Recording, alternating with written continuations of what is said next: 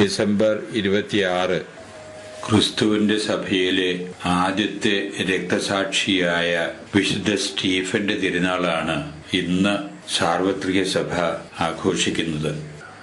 ക്രൈസ്തവ കൂട്ടായ്മയിലെ ആദ്യത്തെ 7 ഡീക്കന്മാരിൽ ഒരുവനായിരുന്നു എസ്തഫാനോസ് എന്ന പേരിൽ അറിയപ്പെട്ടിരുന്ന വിശുദ്ധ സ്റ്റീഫൻ. അദ്ദേഹം ഒരു വാഗ്മിയും സംഘാടന വൈഭവം കാണിച്ചിരുന്ന കഴിവുറ്റ ഒരു യുവനേതാവായിരുന്നു.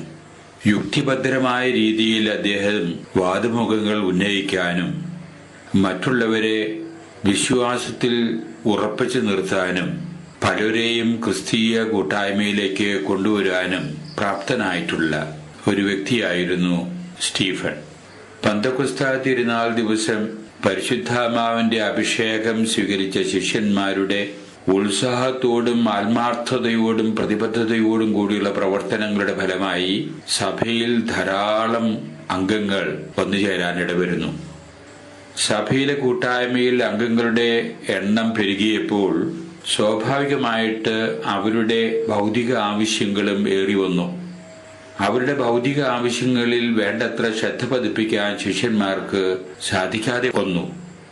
ആ സന്ദർഭത്തിൽ ശിഷ്യന്മാരുടെ ഇടയിൽ പൊങ്ങിവന്ന പൊതുവായിട്ടുള്ള ഒരു ആശയമായിരുന്നു, യേശുവിന്റെ ശിഷ്യന്മാരായിരിക്കുന്ന നമ്മൾ യേശുവിന്റെ വചനങ്ങൾ പ്രഘോഷിക്കുന്നതിനും ആത്മീയമായ കാര്യങ്ങളിൽ വ്യാപൃതരാകുന്നതിനും വേണ്ടി കൂടുതൽ സമയം ചെലവഴിക്കുന്നതായിരിക്കും കൂടുതൽ നല്ലത്. സഭാമക്കളുടെ ഭൗതിക കാര്യങ്ങൾ അന്വേഷിച്ച് നടത്തുന്നതിനു വേണ്ടി നമുക്ക് നമ്മുടെ സമൂഹത്തിൽ നിന്ന് തന്നെയുള്ള ഉത്തമരായിട്ടുള്ള 7 പേരെ തിരഞ്ഞെടുത്ത് അവരെ നിയോഗിക്കാം. ഈ പൊതു അഭിപ്രായത്തിന്റെ അടിസ്ഥാനത്തിൽ അന്നത്തെ സഭാ സമൂഹത്തിൽ നിന്ന് ഏറ്റവും ഉത്തമരായിട്ടുള്ള 7 പേരെ തിരഞ്ഞെടുക്കുകയും ശിഷ്യന്മാരുടെ കൈവെപ്പ് വഴി അവരെ ഡീക്കൻ പദവിയിലേക്ക് നിയോഗിക്കുകയും ചെയ്യുകയാണ്. ഈ 7 പേരിൽ പ്രമുഖനായിട്ടുള്ളൊരു വ്യക്തിയാണ് ഇന്ന് തിരുനാൾ ആഘോഷിക്കുന്ന വിശുദ്ധ സ്റ്റീഫൻ. അദ്ദേഹത്തിന്റെ കഴിവും പ്രാഗൽഭ്യവും ഉപയോഗിച്ചുകൊണ്ട് സമൂഹത്തിന് വേണ്ട നേതൃത്വം കൊടുക്കുന്നതിന് വേണ്ടി സ്റ്റീഫൻ മുന്നോട്ട് വന്നപ്പോൾ സ്വാഭാവികമായിട്ട് അന്നത്തെ യഹൂദ സഹോദരങ്ങൾക്ക് സ്റ്റീഫൻ കണ്ണിലെ കരടായി തീർന്നു. സ്റ്റീഫനെ പ്രതിരോധിക്കാൻ അവർക്ക് സാധിക്കാതെ വന്നു. അതിന്റെ അടിസ്ഥാനത്തിൽ സ്റ്റീഫനെ എതിരായിട്ട് കള്ള പ്രചരണങ്ങൾ, കുതന്ത്രങ്ങൾ മെനയാൻ അവർ തയ്യാറാകുകയാണ്. അങ്ങനെയുള്ള കള്ളപ്രചരണത്തിന്റെ ഭാഗം എന്ന നിലയിൽ യഹൂദന്മാർ ഒന്നിച്ച് സംഘം ചേർന്ന് ഗൂഢാലോചന നടത്തി. സ്റ്റീഫൻ യഹോവയ്ക്കും മോസസിനും എതിരായിട്ടാണ് സംസാരിക്കുന്നത്, അതുകൊണ്ട് സ്റ്റീഫനെ ഒറ്റപ്പെടുത്തണം, അവനെ നിർമ്മാർജ്ജനം ചെയ്യണം, അവനെ ശിക്ഷിക്കണം എന്ന രീതിയിലെ സമൂഹത്തിൽ ഒരു അഭിപ്രായം സ്വരൂപിക്കാനിട വന്നു. ഇത് മനസ്സിലാക്കിയ സ്റ്റീഫൻ അവരുടെ വാദമുഖങ്ങളെ യുക്തിഭദ്രമായ രീതിയിൽ ഖണ്ഡിക്കുന്നതായിട്ട് നാം നടപടി പുസ്തകത്തിൽ അധ്യായം 7 വായിക്കുന്നുണ്ട്.